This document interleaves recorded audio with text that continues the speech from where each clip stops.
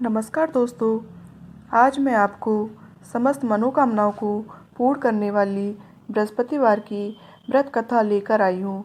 बोलो बृहस्पति भगवान की जय। ओम ब्रह्म बृहस्पते नमः। एक समय की बात है, भारत में एक राजा राज्य करता था। वह अति प्रतापी एवं दानी था। वह प्रतिदिन मंदिर में भगवत दर्शन करने जाता था और गुरु और ब्राह्मण की सेवा भी किया करता था। उसके द्वार से कोई भी याचक निराश नहीं लौटता था। वह प्रत्येक गुरुवार को व्रत रखता और पूजन करता था। हर दिन गरीबों की मदद करता था। परंतु यह सब बातें उसकी रानी पसंद नहीं करती थी। वह न व्रत करती थी और न किसी को एक भी पैसा दान रूप में देती थी। वह राजा को भी ऐसा करने से रोकती थी। एक समय की बात है, जब राजा शिकार खेलने वन को चले गए थे। महल में सिर्फ रानी और दासी थी। उस समय गुरु बृहस्पति साधु का रूप धारण कर राजा के दरवाजे पर भिक्षा मांगने आए। साधु ने रानी से भिक्षा मांगी तो कहने लगी, हे साधु महाराज, मैं इस दान पुण्य से तंग आ गई हूँ। इस काम के लिए तो मेरे पति देवी बहुत हैं। अब आप ऐसी कृपा करें कि सारा धन नष्ट हो जाए तथा मैं आराम से रह सकूं। साधु का वेश रखे बृहस्पति देव ने कहा कि हे देवी, तुम अति विचित्र हो। संतान और धन से कोई दुखी नहीं होता, सभी इसे चाहते हैं।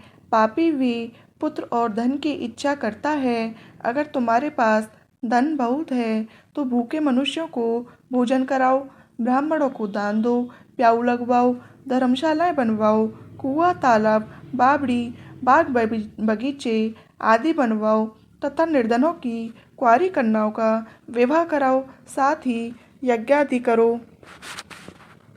इस प्रकार के कर्मों से आपके कुल का एवं आपके नाम लोक परलोक में प्रसिद्ध होगा एवं स्वर्ग की प्राप्ति होगी। किंतु वह मूर्ख रानी साधु की इन बातों से खुश नहीं हुई। वह बोली, हे साधु महाराज, मुझे ऐसी संपत्ति की आवश्यकता नहीं जो मेरे काम न आए तथा जिसको मैं अन्य लोगों को दान दूं, जिसको रखने और संभालने में ही मेरा सारा समय नष्ट हो जाए। साधु ने रानी को समझाने का बहुत प्रयत्न किया, परंतु रानी अपनी बात पर अड़िग रही। तब साधु ने कहा, हे देवी, यदि तुम्हारी ऐसी ही इच्छा है तो जैसा तुम्हें बताता हूँ तुम वैसा ही करना। बृहस्पति के दिन घर को गोबर से लीपना, अपने केसों को पीली मिट्टी से धोना, केसों को धोते समय स्नान करना, राजा से कहना कि वह भी हजामत करवाए, भोजन में मांस मच्छी मदिरा खाना, कपड़े धोबी के यहाँ धुलने डालना। इस तरह 7 बृहस्पतिवार निरंतर करने से तुम्हारा सारा धन नष्ट हो जाएगा। ऐसा कहकर साधु रूपी बृहस्पति देव अंतर्ध्यान हो गए। रानी ने साधु के कहे अनुसार ही 7 बृहस्पतिवार वैसा ही करने का विचार किया। साधु के बताए अनुसार करते हुए उसे केवल 3 बृहस्पतिवार ही बीते थे कि उसकी समस्त धन संपत्ति नष्ट हो गई।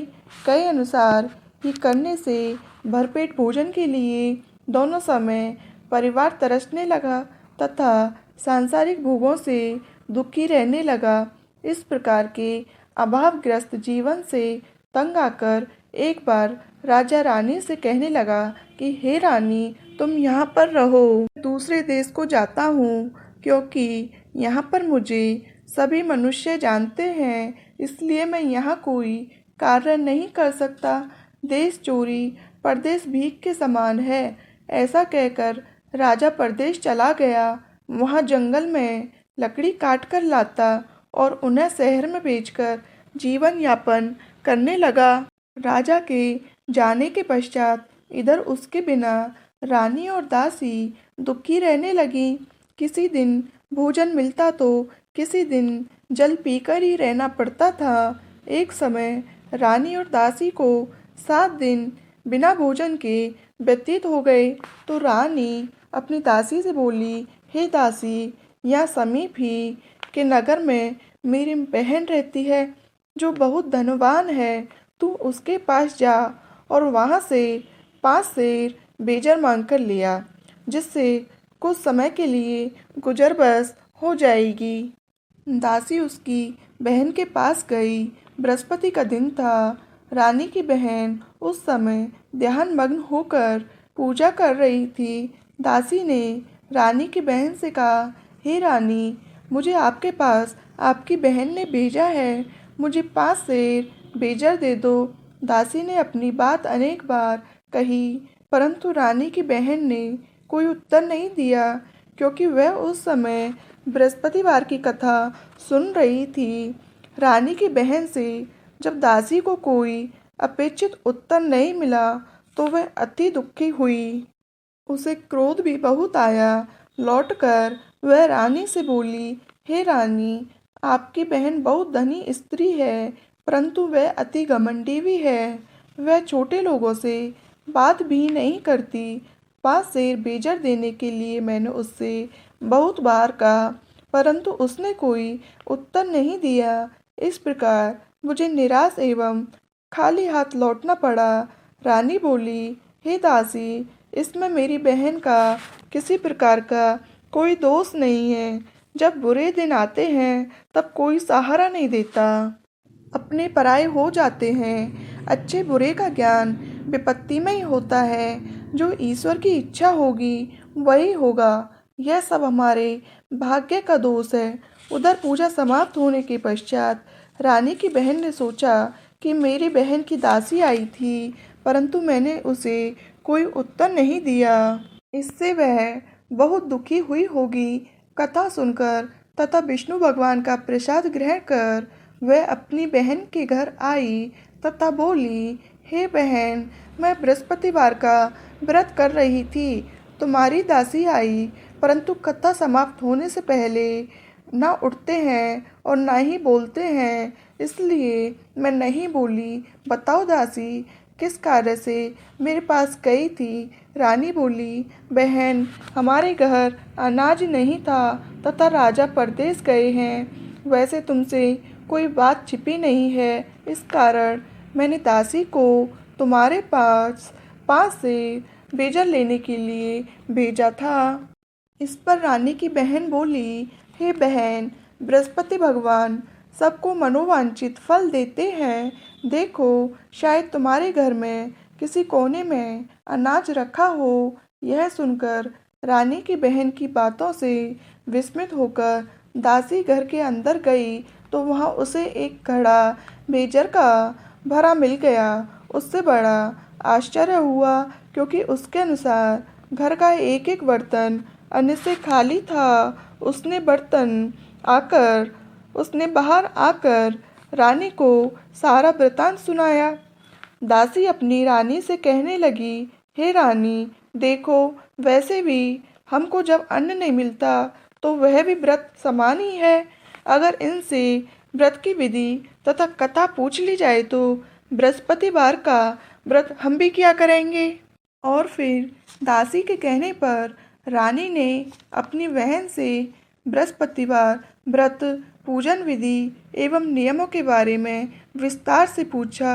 उन्होंने बताया, जो बृहस्पतिवार के व्रत में चने की दाल और मुनक्का से विष्णु भगवान का केले की जड़ में पूजन कर दीपक जलाता है, पीला भोजन करता है, पीले वस्त्र धारण करता है तथा प्रेम पूर्वक बृहस्पति भगवान की कथा सुनता है, इस प्रकार करने से गुरु भगवान उस भक्त से प्रसन्न होते हैं, धन अन्न पुत्र देते हैं, मनोवांछित मनोकामना पूर्ण करते हैं। व्रत एवं पूजन की विधि बताकर रानी की बहन अपने घर लौट गई।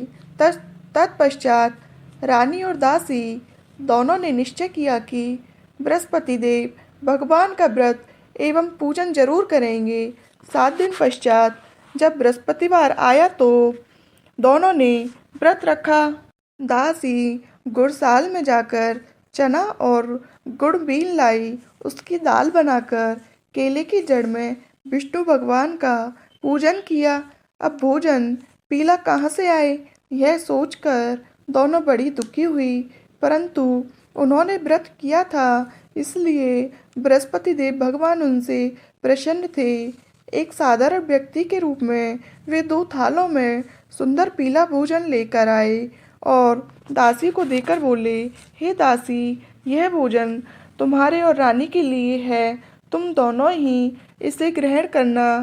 दासी भोजन पाकर अति प्रसन्न हुई और रानी से बोली, हे रानी, भोजन कर लो। रानी को भोजन के विषय में कुछ पता नहीं था, इसलिए वह दासी से बोली, जा तू ही भोजन कर, क्यों तू व्यर्थ में हमारी हंसी उड़ाती है।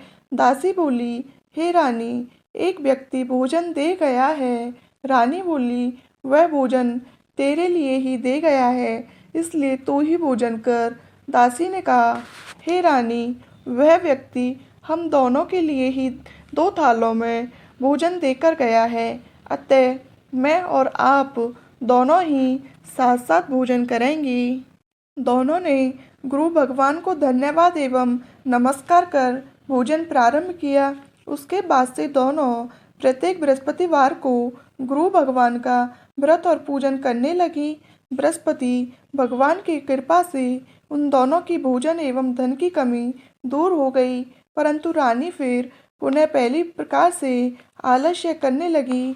तब दासी ने कहा, हे रानी, आप पहले भी इसी प्रकार आलस्य करती थी। आपको धन संभालने एवं दान देने में कष्ट होता था, इसी कारण सभी धन नष्ट हो गया और हमारी ऐसी दुर्दशा हो गई।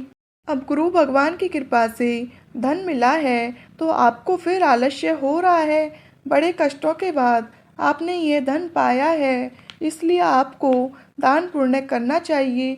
भूखे मनुष्य को भोजन कराना चाहिए, ब्राह्मणों को दान देना चाहिए, प्याऊ लगवाना चाहिए, कुएं, तालाब, बावड़ी आदि का निर्माण करवाना चाहिए, कुंवारी कन्याओं का विवाह कराना चाहिए, मंदिर पाठशाला बनवा कर दान देना चाहिए, धन को शुभ कार्य में खर्च करना चाहिए, जिससे आपके कुल का सम्मान बढ़े और आपको स्वर्ग प्राप्त हो एवं आपके पितृ प्रसन्न हो। दासी की बात मानकर रानी ने इसी प्रकार के सत्कर्म करने प्रारंभ किए। इस प्रकार करने से उसका काफ़ी यश फैलने लगा। कुछ दिनों के बाद एक दिन रानी और दासी आपस में विचार करने लगी कि ना जाने राजा किस दशा में होंगे। उनकी कोई खोज खबर नहीं है। रानी राजा की कोई खबर न पाकर उदास रहने लगी। गुरु भगवान से उन्होंने प्रार्थना की कि भगवान ने रात्रि में राजा को स्वप्न में दर्शन देकर कहा, हे राजा, उठ, तेरी रानी तुझको याद करती है, अब अपने देश लौट जा। राजा प्रातःकाल उठा। वह सोचने लगा कि किस प्रकार रानी के पास खाली हाथ जाऊंगा। मेरे पास तो कुछ भी नहीं। स्त्री जाति खाने और पहनने की ही साथी होती है, पर प्रभु की इच्छा, प्रभु की आज्ञा मानकर वह अपने नगर चलने को तैयार हुआ। परदेश में राजा बहुत दुखी रहने लगा था। प्रतिदिन जंगल से लकड़ी बीन कर लाता और उसे शहर में बेचकर अपने दुखी जीवन को बड़ी कठिनाई से व्यतीत करता था। एक दिन राजा दुखी होकर अपने पुराने दिनों की याद करके रोने लगा। उस जंगल में बृहस्पति देव एक साधु का रूप धारण करके आए और राजा से बोले, हे लकड़हारे, तुम इस बियावान जंगल में किस चिंता में बैठे हो, मुझे बतलाओ। यह सुनकर राजा की आंखों में आंसू आ गए। वह साधु को प्रणाम करके बोला, हे प्रभु, आप सब कुछ जानने वाले हैं। इतना कहकर राजा ने साधु को अपनी समस्त व्यथा सुना दी। तब साधु रूप में गुरु भगवान राजा से बोले, हे राजन, तुम्हारी पत्नी ने बृहस्पतिवार के दिन बृहस्पति देव का अपमान किया था, जिसके कारण तुम्हारी यह दुर्दशा हुई। अब तुम किसी प्रकार की चिंता मत करो, भगवान तुम्हें पहले से अधिक धन प्रदान करेंगे। देखो, तुम्हारी पत्नी ने बृहस्पतिवार का व्रत प्रारंभ कर दिया है। अब तुम भी बृहस्पतिवार का व्रत करके चने की दाल व गुड़ जल के लोटे में डालकर केले का पूजन करो, फिर कथा कहो या सुनो। भगवान तुम्हारी सभी इच्छाओं की पूर्ति करेंगे। साधु के वचन सुनकर राजा बोला, हे प्रभु, मुझे लकड़ी बेचने के पश्चात इतना पैसा भी नहीं बचता है कि भोजन करने के उपरांत कुछ भी बचा सकूं। मैंने रात्रि में अपनी रानी को व्याकुल एवं व्यथित देखा है। मेरे पास कोई साधन नहीं जिससे उसका समाचार भी जान सकूं। इसके अतिरिक्त मैं बृहस्पति देव की कथा भी नहीं जानता हूँ जिसे कहे या सुनकर मैं व्रत धारण कर भगवान बृहस्पति देव का पूजन कर सकूं।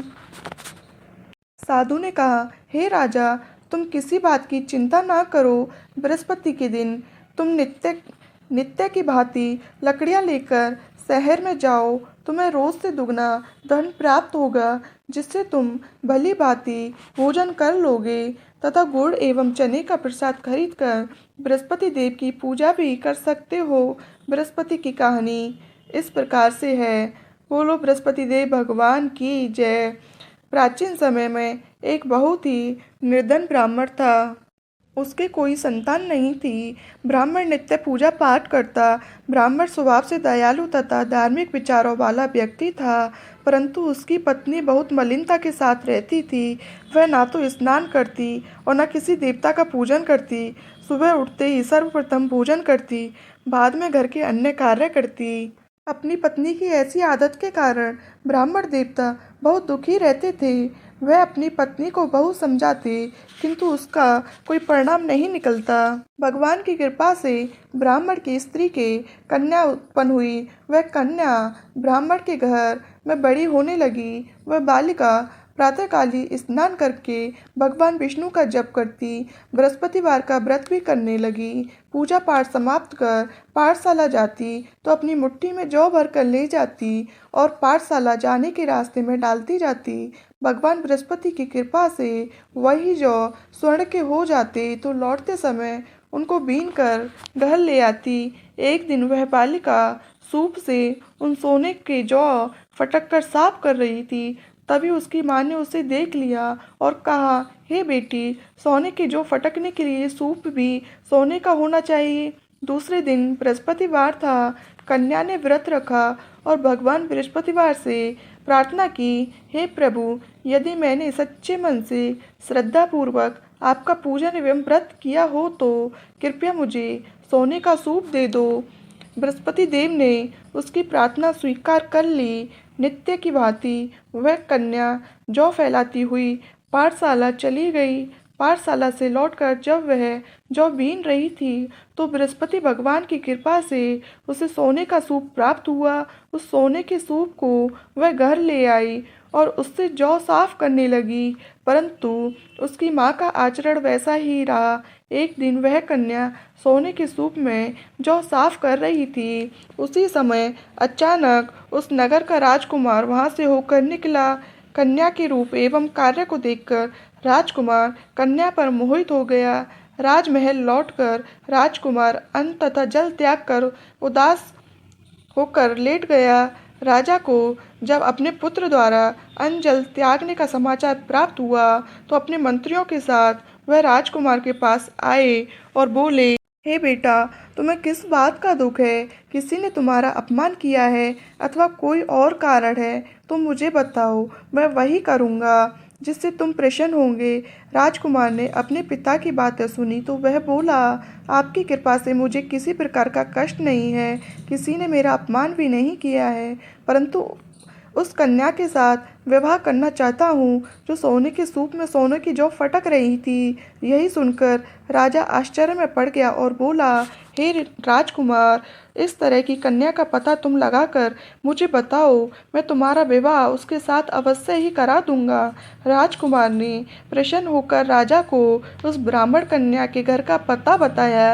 राजा के आदेश पर मंत्री उस कन्या के घर गए और राजा का आदेश ब्राह्मण को कह सुनाया।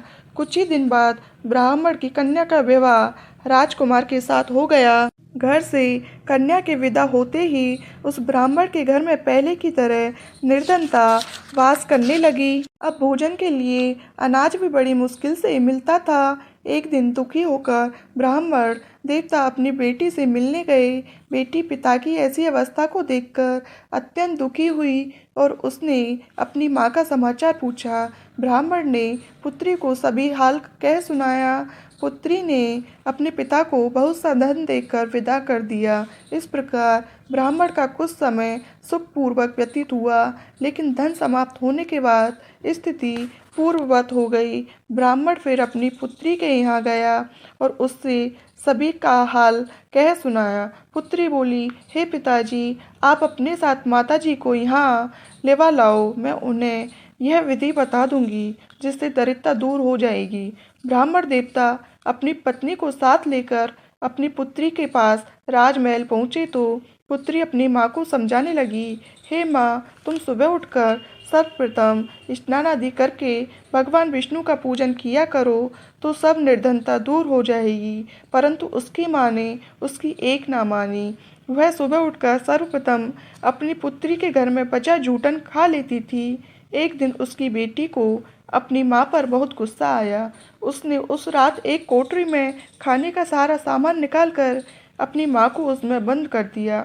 प्रातः कोठरी से अपनी माँ को निकालकर तथा स्नान आदि कराकर पूजा पाठ करवाया तो उसकी माँ की बुद्धि ठीक हो गई। इसके बाद वह प्रतिदिन पूजा पाठ करती और प्रत्येक बृहस्पतिवार को व्रत भी रखने लगी। इस व्रत के प्रभाव से उसकी माँ भी अत्यंत धनवान तथा पुत्रवती हो गई। बृहस्पति देवता की कृपा से वृद्धावस्था में मृत्यु को प्राप्त कर स्वर्ग हो गई।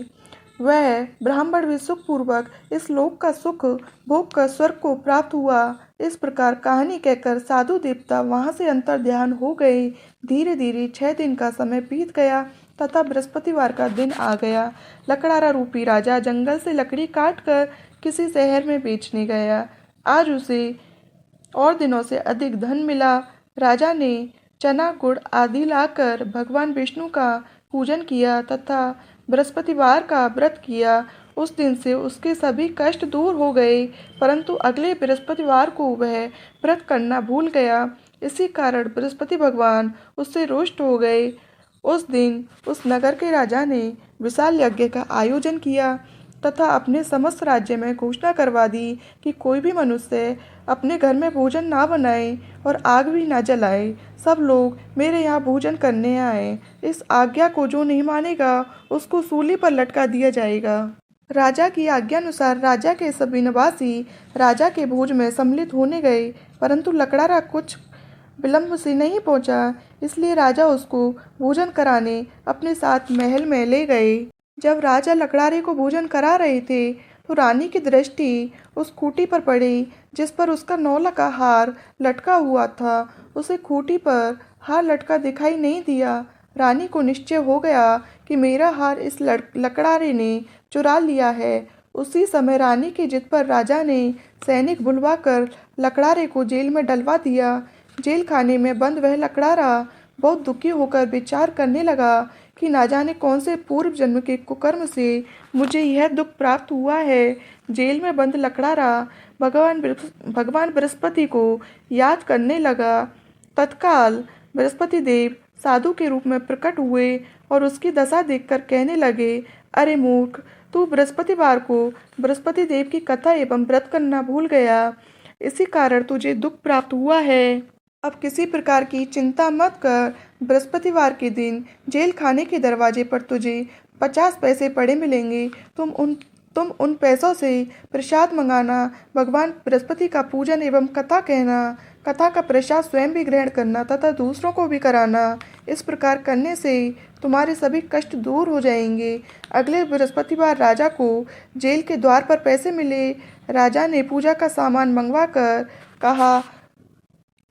मंगवाकर कथा कही और प्रसाद बांटा। उसी रात बृहस्पति देव ने उस नगर के राजा को सपने में दर्शन देकर कहा, हे राजा, तूने जिस आदमी को जेल खाने में बंद कर रखा है वह निर्दोष है, वह राजा है, उसे छोड़ दो। रानी का 9 का हार उसी खूंटी पर लटका हुआ है। अगर तू ऐसा नहीं करेगा तो मैं तेरे राज्य को नष्ट कर दूंगा।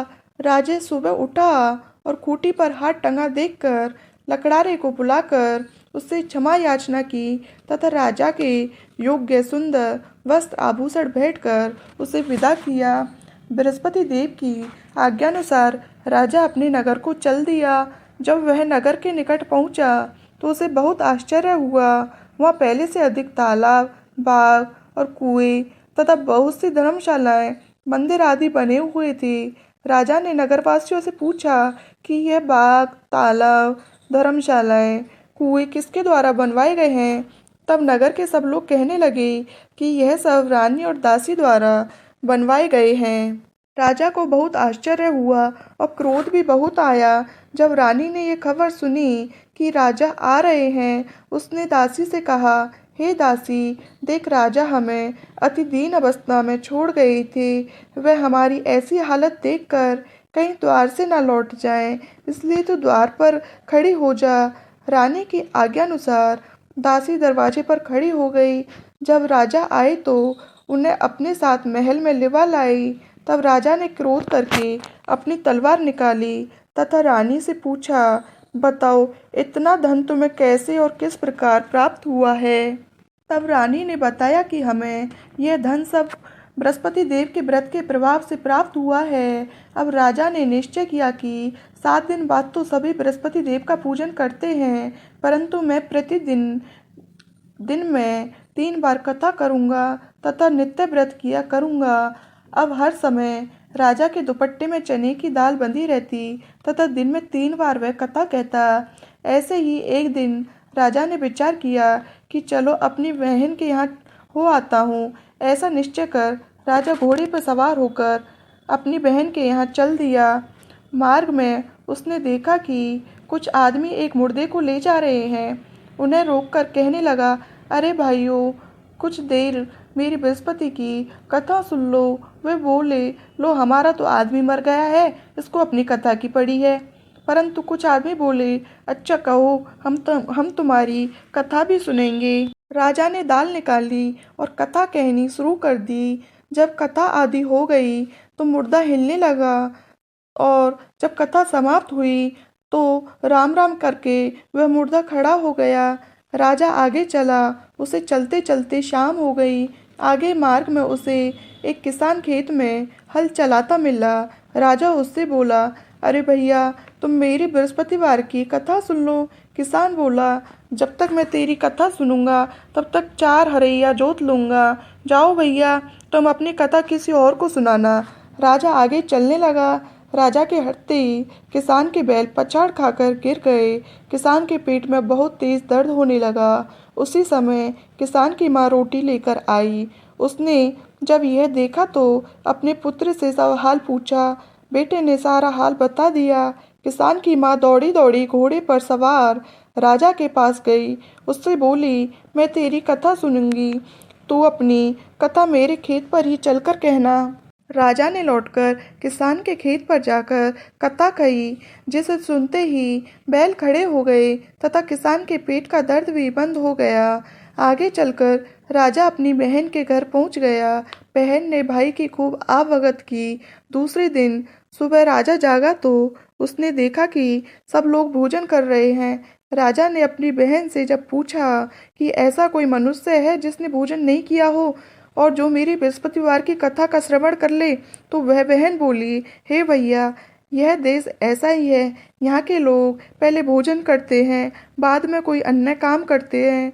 अगर पड़ोस में कोई हो तो देख कर आती हूँ। ऐसा कहकर बहन चली गई, परंतु उसे कोई भी ऐसा व्यक्ति नहीं मिला जिसने भोजन ना किया हो। वह एक कुम्हार के घर गई जिसका लड़का बीमार था।